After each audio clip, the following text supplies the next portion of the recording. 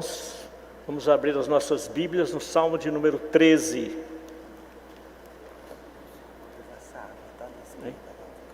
Aqui, tá, obrigado. Salmo de número 13. Os irmãos podem continuar assentados. E por gentileza, os irmãos ouçam a leitura que eu vou fazer desse Salmo número 13.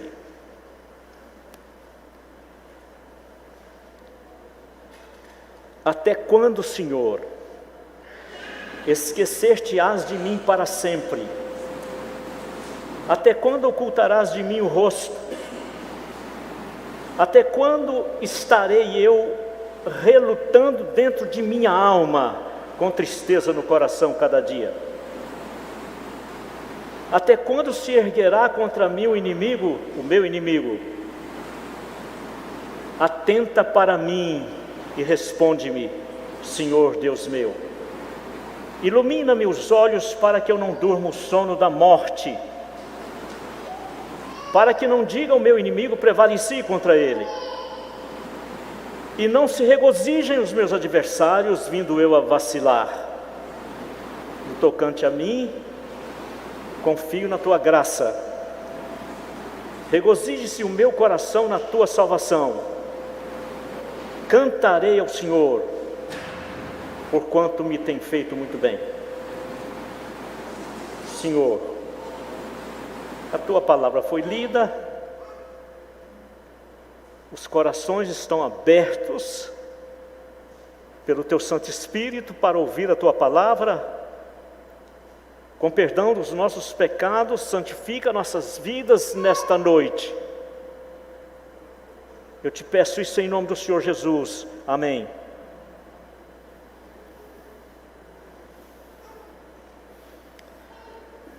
Meus irmãos, eu faço um estudo bíblico sobre a Bíblia, e uma boa parte dos que estão aqui nesse auditório, essa boa parte sabe o quanto eu amo Bíblia. Eu sou vidrado com Bíblia. É até meio muito. Eu tenho 22 Bíblias na minha casa. 22. Claro que isso não quer dizer nada, né? Pode ter alguém que tenha 100, 200, não sei quantas. Mas eu tenho 22 com algumas histórias. E nesse estudo que eu faço sobre a Bíblia, eu costumo perguntar aos irmãos o seguinte: por que é que nós, os evangélicos, e de modo muito especial, os da doutrina reformada, amam a Bíblia? Quais são as razões? E aí as razões se estendem, são muitas, cada um pode dizer uma. Mas então eu faço um estudo mais ou menos clássico, histórico, teológico, com respeito à razão pela qual nós, os crentes, gostamos e amamos a Bíblia. Lamentavelmente, não lemos a Bíblia, mas gostamos da Bíblia. É muito difícil você ver um crente que não traga a Bíblia, não tem a Bíblia, mas é muito difícil você ver um crente que estuda a palavra, estuda, ele manuseia a palavra, é muito difícil. E nesse estudo que eu faço, um dos tópicos com respeito à Bíblia, é que a Bíblia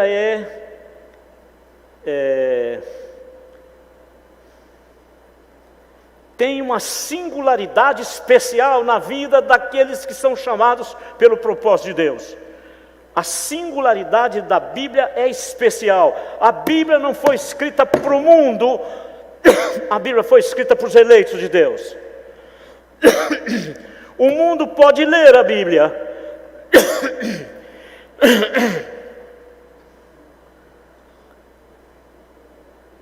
o mundo pode tomar conhecimento do conteúdo da Bíblia, mas perlustrar os âmbitos do elencar das coisas que a Bíblia tem, somente os eleitos de Deus, somente.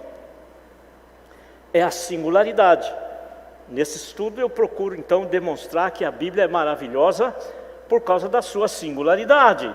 Ela é específica, ela é única, ela é um livro que para muitas pessoas não vale muita coisa nada, mas para aqueles que são do reino, ela é singular, ela é do coração, ela é da mente, ela toca e ela faz tudo aquilo que é necessário no lado espiritual, quando o Espírito Santo abre o coração daquele que é chamado segundo o seu propósito.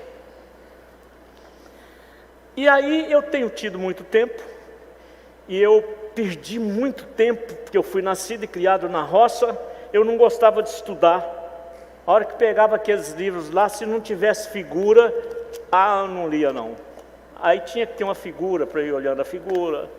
Eu perdi muito tempo, mas depois eu ganhei esse tempo quando Deus me achou para o ministério numa sala de baile. E eu comecei a estudar, estudei o máximo que pude e não consegui estudar o suficiente para saber as coisas. Mas ainda hoje eu tenho muito tempo para ir para o meu computador. Aliás, eu comecei com o Pentium 100 em Brasília. E hoje o Ariel pôs lá um Windows 11. Eu não clico e ele já abre. Ele já abre. E eu navego por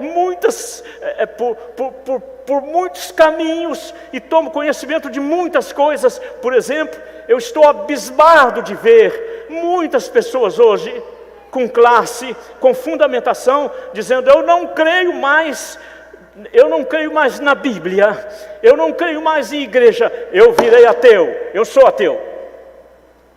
Eu estou impressionado, são muitas as pessoas.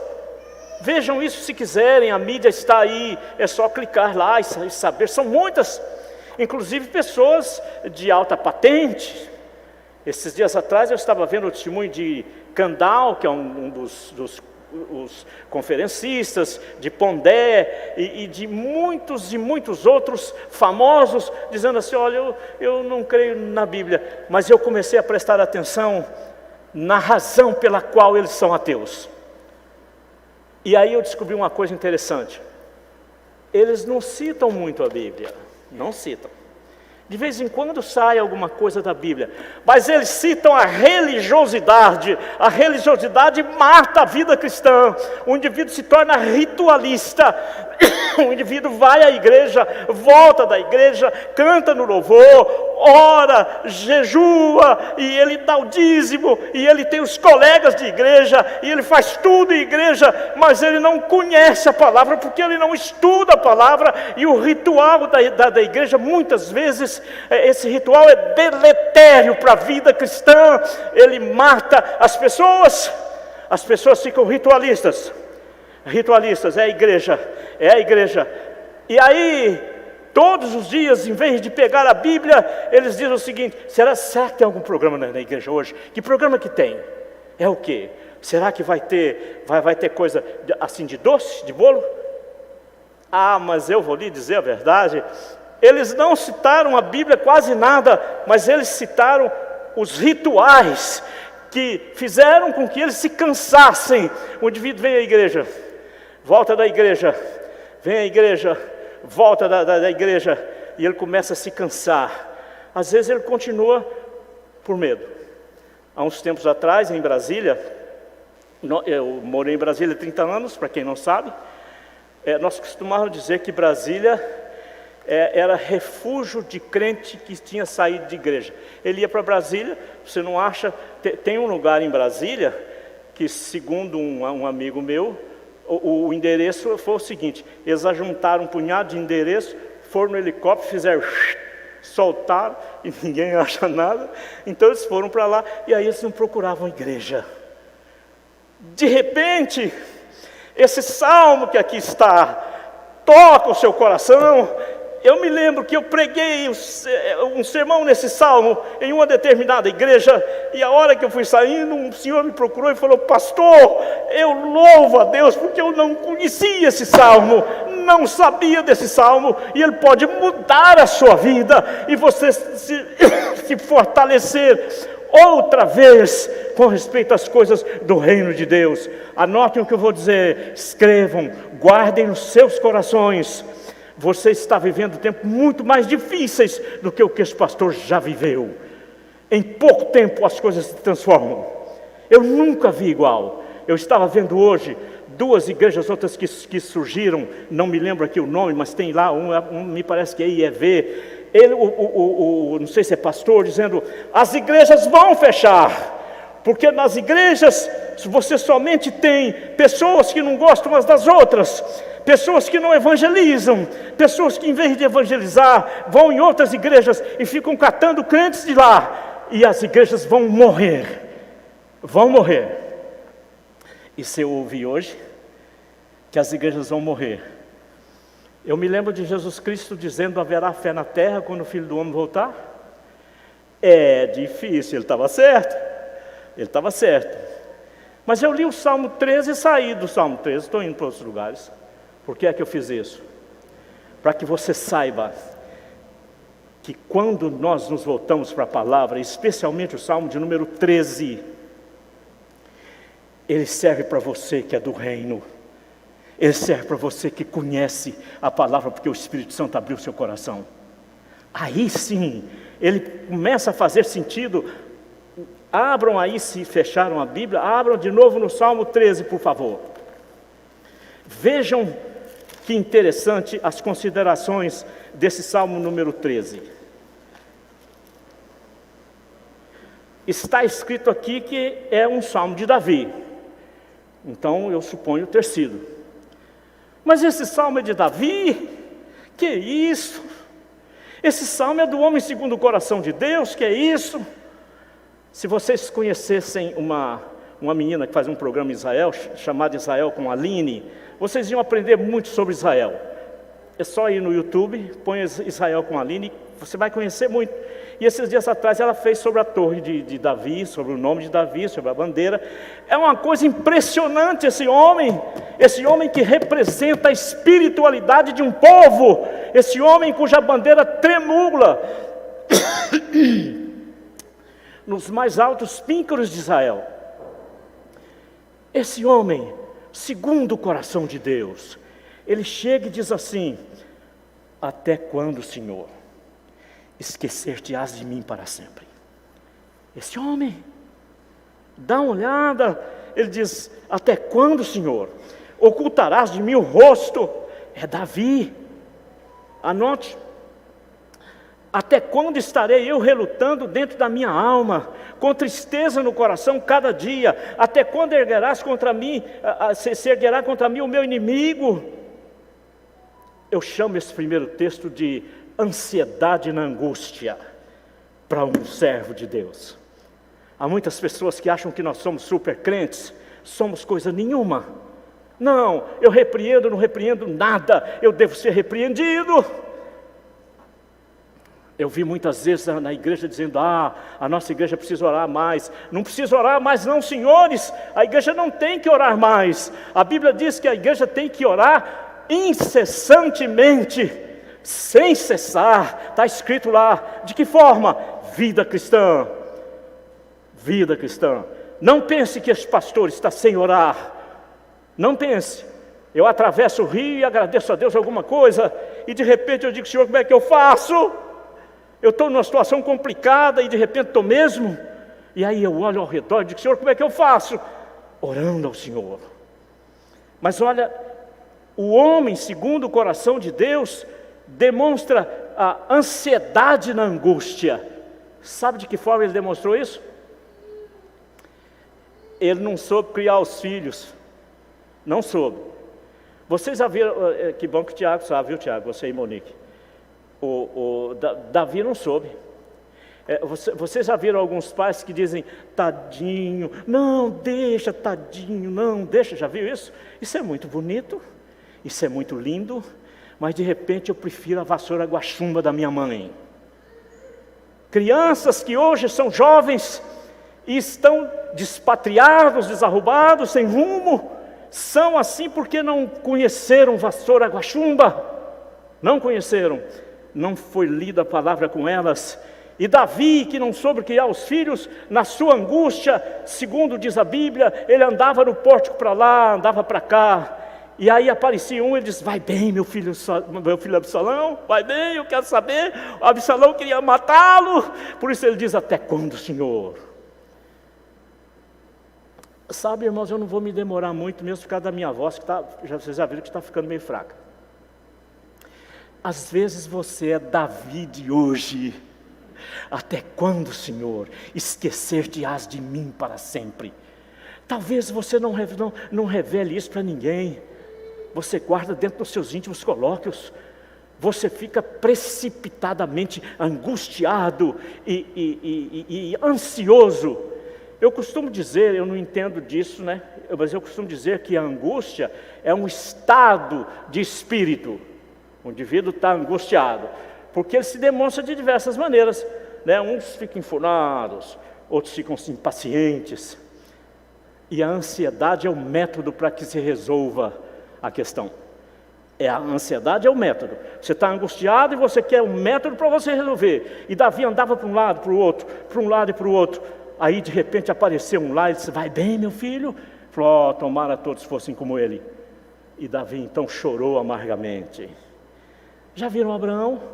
Deus aparece a ele e fala: e aí, Abraão? Falou: Senhor, você falou que ia me dar herdeiro, mas eu já estou com 100 anos praticamente.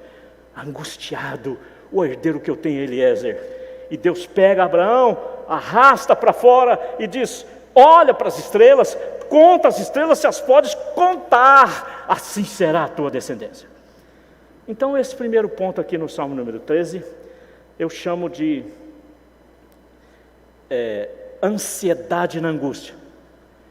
Talvez esse ponto sirva para você que é davídico, você que tem as marcas de Davi, que luta com o gigante e vence, as marcas de Davi, que quando ora parece que o mundo fica em silêncio, as marcas de Davi, que na sua bandeira ele se revela ainda hoje no povo de Israel, tremulando, dizendo: Jerusalém, Jerusalém. Então esse é o primeiro ponto do Salmo de número 13, ansiedade na angústia. Até quando? Veja, ele faz 4 vezes. Eu não vou detalhar, porque senão o tempo passa muito. Mas são 4 vezes, ele diz: até quando, Senhor? Depois ele diz: até quando, Senhor, ocultarás o rosto de mim? Depois: até quando estarei relutando? Depois ele diz: até quando erguerá contra mim os meus inimigos? 4 vezes. O grande servo Davi. Então essa é a primeira lição desse Salmo número 13. Mas eu estou partindo para a segunda e já vou quase entrar na terceira e terminar o culto, se Deus quiser. A segunda lição desse salmo, a primeira vocês já sabem qual é mesmo. Parece que a igreja, não sei se eu estou sentindo a igreja meio cansada, ou é a Covid, como que é. Qual é o primeiro ponto? Não, isso, mas não, acho que eu não me comuniquei bem, né? Ansiedade na angústia, vamos ver? Está mais ou menos. Como que é? Talvez esse salmo seja um retrato ortográfico da sua vida. Quando você profere essa palavra voltado para o Salmo de número 13, se o Espírito já abriu o seu entendimento, a Bíblia é singular, ela só serve para aqueles que são chamados segundo o propósito. Aliás, isso está escrito em Mateus: graças te dou, Pai, porque ocultaste essas coisas aos sábios e entendidos e as revelaste aos pequeninos. Revelaste aos pequeninos. Vocês se lembram de Jesus Cristo, no caminho de Emaús, os dois dizendo, Jesus Cristo começou a falar a Bíblia, e disse: como nos ardia o coração. Se você é crente, seu coração arde, porque isso aqui é um retrato ortográfico da sua vida. Essa é a primeira lição. Mas vamos para a segunda lição. Acho que vocês até adivinharam, porque vocês sabem que os sermões meus são mais ou menos assim. Ansiedade na angústia. Segundo, olha os versículos 3 e 4. Os irmãos podem ler, porque eu não ouvi, eu amava ouvir a igreja lendo, agora eu quero ouvir, por gentileza. Só que com máscara dificulta, né? Fica... Tentem ler, deixa eu ver. 3 e 4.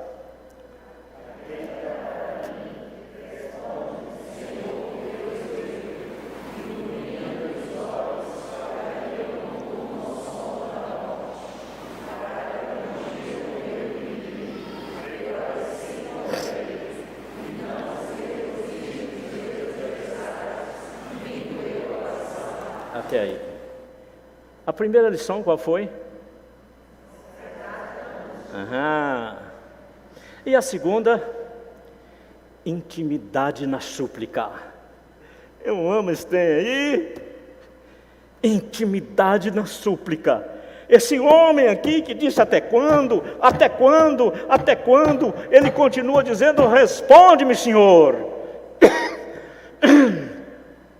Eu sei quem tu és, eu sei que tudo podes, eu sei que tu podes resolver os meus problemas, segundo a tua vontade. Eu sei, Senhor, porque eu sou íntimo de ti, eu amo tudo aquilo que tu tens feito para mim. Intimidade na súplica. Vamos repetir antes de porque senão você esquece. Vamos lá. E a primeira? Então qual é a primeira e a segunda?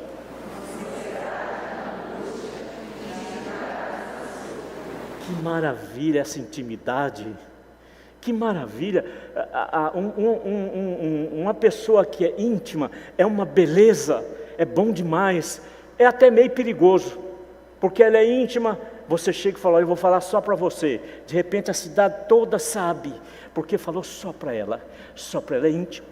Você acredita, você deposita a sua confiança. Aqui está alguém que é íntimo do Senhor. Dá uma olhada, por favor, olhe, atenta para mim e responde-me, Senhor Deus meu. Ilumina-me os olhos para que eu não durma o sono da morte. Eu não quero ter sono da morte. O sono da morte é deletério, ele é horrível. Tudo está errado, tudo. As coisas não vão bem. Em casa as coisas estão ruins, o emprego está ruim, né? O esposo está assim, a esposa está assada, o filho está assim, tudo, a igreja... eu fui pastor de igreja há 40 anos, hoje eu tenho 47 anos de pastorado. Como eu ouvi crente dizendo assim: olha, eu acho que a nossa igreja não está muito boa. Vocês já ouviram isso? É porque eu não sou bom de briga, mas senão eu pegava lá e dava uns socos mesmo. Crente que diz assim precisa ser socado, na minha opinião. Se é sua igreja, ela não é sua porque você a tem, mas é porque Deus lhe confiou. Deus lhe confiou a igreja. O crente não tem direito nunca de dizer: minha igreja, acho que a minha igreja não está orando muito, não sei, a minha igreja precisa evangelizar mais, precisa isso, precisa aquilo. Não precisa não, você precisa mudar. Aliás, essa intimidade aqui, o indivíduo nem devia de orar mais, eu vou deixar isso aí. Não, depois da ansiedade, na angústia, ele tem a intimidade na súplica: responde-me, Senhor, eu não quero dormir o sono da morte. Eu não quero. Vocês se lembram de Josafá? Quando ele viu a multidão, ele falou: Senhor, nós não sabemos o que fazer, mas eu sou íntimo, os nossos olhos estão postos em Ti, vai dar certo, vai dar certo, vai dar certo, vai dar certo. A intimidade, os irmãos abram por gentileza. Eu usava muito a Bíblia aqui quando eu pregava, lembra? No Salmo de número 25, por gentileza os irmãos leiam para mim, Salmo de número 25, versículo 14. Salmo de número 25, versículo de número 14. Por gentileza, leiam.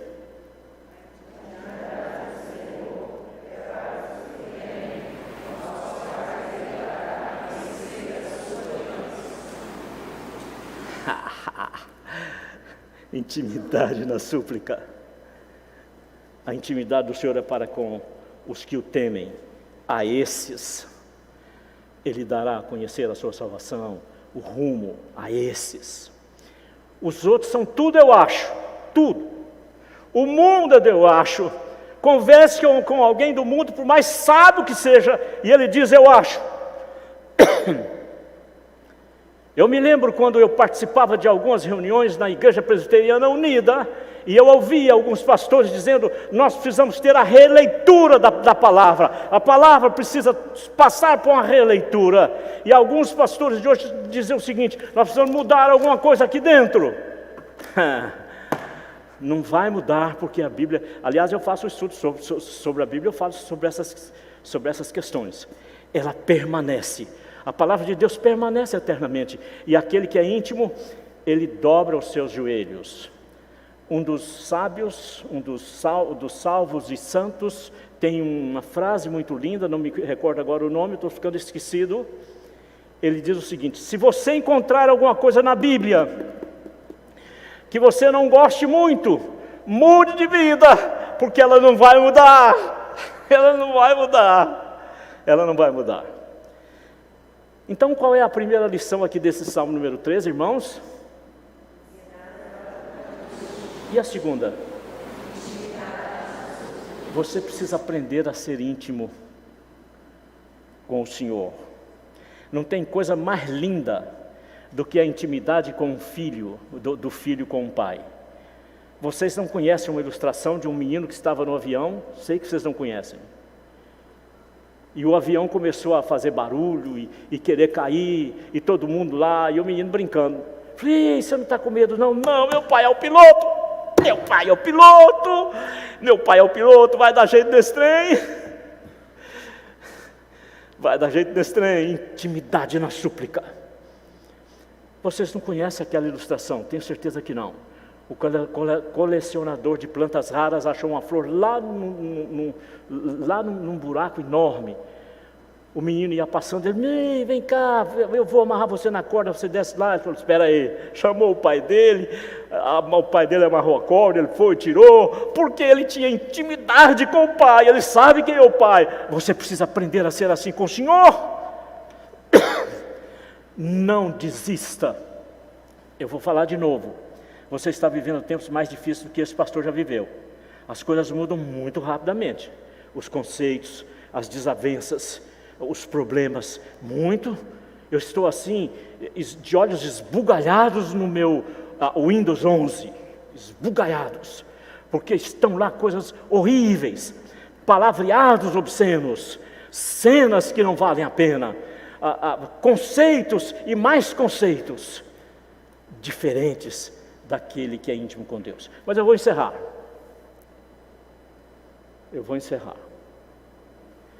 Se a primeira é intimidade, a primeira, eu esqueci. Que bom. Que bom. Ansiedade na angústia. Não me diga que você não a tem, porque você a tem em alguns momentos da sua vida. De repente dá vontade de você chutar o balde, é de igreja, é de pastor, é de crente, é de cantar, é de ritual. Não chute balde.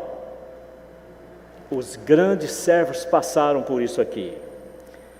Vocês sabem qual é o representante dos profetas? Se lembram do nome dele? Vocês se lembram vocês sabem qual é o nome do profeta Elias, que era o representante dos profetas? Sabem?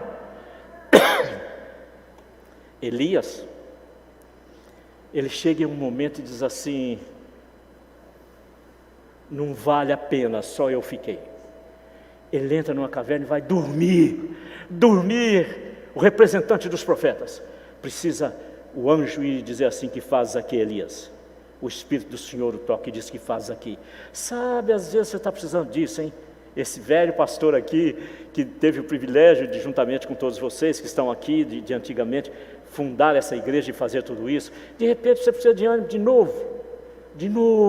Os que esperam no Senhor renovam suas forças, somem com asas como águia, correm e não se cansam, caminham e não se fadigam. Depois, seja íntimo com o Senhor, seja íntimo. Não ore muito, não. Eu ficava chateado quando eu via um irmão, pastor, a nossa igreja precisa orar muito, não está orando. Precisa orar muito, coisa nenhuma. A igreja precisa orar sem cessar. É o que está escrito aqui, sem cessar.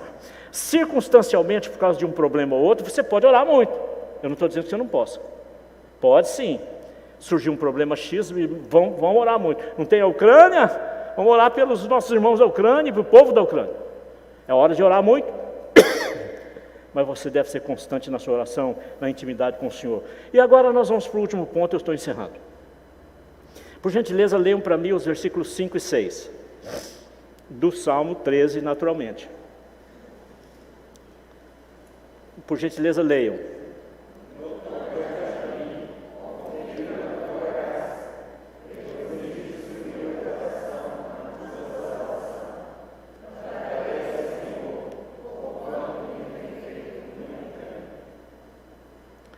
Qual é o primeiro ponto? O segundo ponto. Estou me lembrando aqui da Lia. A Lia às vezes fala assim: olha, você está repetindo muito. Você está repetindo muito. Eu virei assim um repetidão. Fico repetindo. Aí de vez em quando ela fala: olha, você está repetindo, eu já ouvi. Né? Mas a Lia é muito calma, né? Não briga comigo. Eu costumo dizer o seguinte: Deus sabe o que eu passo debaixo daquele teto, né? Mas a paz reinante. Então, de tanto repetir, vocês vão saber o Salmo número 13. Ansiedade na angústia você tem, sim, senhor. Tem, sim, senhor. Esse aqui foi Davi. Eu posso citar diversos outros. Intimidade na súplica, não sei se você tem. Não sei se você tem. Eu acho que você pode às vezes participar muito de reunião, né? Está participando da reunião, está uma bênção. E aí sai e sabe o que é isso? Não? Então eu não vou falar porque isso é do meu tempo. Tem crente que é isso. Sai da reunião, é isso. Tesoura. Você precisa aprender a ter intimidade na súplica. E a última, fidelidade na doutrina. Dá uma olhada no tocante a mim. Dá uma olhada no tocante a mim. Confio na tua graça, regozijo o meu coração na tua salvação. Cantarei ao Senhor por quanto me tem feito muito bem. Não, Senhor, está errado isso aqui. Tem que mudar isso aqui, Tiago. Tem que mudar. Dá uma olhada para aqui e olha lá no início. Até quando, Senhor, esqueces de ali para sempre? Até quando, Senhor, ocultarás de mim o rosto? Até quando estarei relutando dentro da minha alma, com tristeza no coração cada dia? Até quando erguerá contra mim o meu inimigo? Porquanto o Senhor me tem feito muito bem. Sabe, irmãos, isso é fidelidade na doutrina. Eu vou repetir aquilo que eu já falei 2 vezes. Vocês estão vivendo em época muito pior do que a que eu vivi em termos de igreja e de Bíblia e de tudo. Muito pior. Por quê? Vocês inventaram negócio da mídia. Você olha para o computador, ele abre, você vê tudo. O que quer, o que não quer, você vê tudo. Se você tem a direção do Senhor, você sabe aproveitar. Eu estou falando computador, mas já está ultrapassado, né? Agora é o iPhone, né? O smartphone. Agora é o smartphone. Aliás, irmãos, eu acho uma maravilha isso. Uma maravilha. Porque há crentes que não... Bom, deixa eu começar aqui com a fidelidade na doutrina. A fidelidade na doutrina é que vai fazer com que você permaneça crente. Senão, você vai abandonar esta igreja. Se não abandonar, você vai abandonar os princípios cristãos dentro do seu coração. Você não vai aceitar mais isso de jeito nenhum, porque você não tem fidelidade doutrinária. Há muitas pessoas que dizem que são íntimas com o Senhor. O Senhor fala comigo... E vão para o monte, não sei, um monte de coisa. Se você não tiver fidelidade doutrinária. Eu gosto de MacArthur, quando ele diz o seguinte: se não está escrito no 66, não creia. Não creia. Não creia. Eu gosto do Dr. Sproul. Aliás, eu tenho participado de coisas extraordinárias. Eu batizei a criança aqui agora, Tiago. Há um debate entre Sproul, que infelizmente já morreu, e MacArthur. Compensa sobre o batismo infantil. Compensa. Fidelidade na doutrina. Meus irmãos, eu lamento muito dizer, mas os crentes, de modo geral, não têm doutrina. É como aquele ditado em espanhol: eu não creio nas bruxas. Eu não creio nas bruxas. Pero que las hay, las hay. Não acredito nas bruxas não, mas que existem, existem. E aí ele é crente de uma forma, mas ele não é bem doutrinado, então ele fica sempre de namoro do outro lado. Em inglês tem a célebre frase, segundo o presbítero Dr. Euclides, eu decorei algumas frases em inglês para dizer que sei inglês. Então eu vou falar uma das frases decoradas, doutor. The grass on the other side of the fence is always greener. A grama do vizinho é sempre mais verde. E aí você fica querendo trazer de outras igrejas doutrinas que são falsas, apesar de se parecerem bonitas. Você não tem fidelidade doutrinária. Quer ver o que é fidelidade doutrinária? Quer ver? Ó rei Nabucodonosor, tem 3 aí que não se curvam. Então eles tramaram e fizeram uma estátua. Falaram, olha, durante um mês, dá um decreto aí. Não sei se é durante um mês. Dá um decreto aí, aquele que não se curvar é jogado na fornalha de fogo ardente. A hora que todo mundo... Tem gente que é assim, ele é Maria, vai com as outras. Ele não tem doutrina. Não tem doutrina. Todo mundo baixou os 3 lá, em pezão. Chamaram os 3. Olha a fidelidade doutrinária. Ah, vocês não se curvaram não perante o rei? Saibam vocês que vocês serão jogados na fornalha de fogo ardente. E eu quero ver quem vai livrá-los, se o Deus de vocês vai livrá-los. Qual foi a resposta deles? Se o nosso Deus quiser nos livrar, a doutrina, Ele livra. Se não, fica sabendo, ó rei, que nós não curvaremos diante do Deus que você levantou. Fidelidade doutrinária, meus irmãos. Eu vim aqui essa noite, tinha tempo que eu não vim aqui, estava com saudade de vocês. Ah, tem a ceia ainda. Tem a ceia ainda, Tiago. Eu vou encerrar. A Lia me controla mais ou menos um pouco. Tem a ceia ainda. Se você não tem fidelidade doutrinária, a partir de hoje comece. Essa dona que está ali, estudamos a palavra todos os dias. Não estou falando que nós somos os bons, não. Mas ele não sabe nada. Todos os dias, por gentileza, pelo amor de Deus, tenha fidelidade doutrinária, conheça a doutrina. Está aí o pastor, estão aí os presbíteros, cheguem com eles. Você tem dúvida? Tire a dúvida. Não seja crente meio duvidoso. Não sei como que é. Não, tenha a doutrina. Ansiedade na angústia, intimidade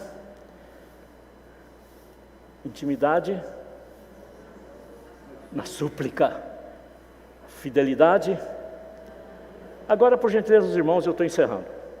Primeira, segundo, terceiro, tomara você seja desse jeito. Esse é o Salmo de número 13 para o seu coração. Deus nos ajude. Amém.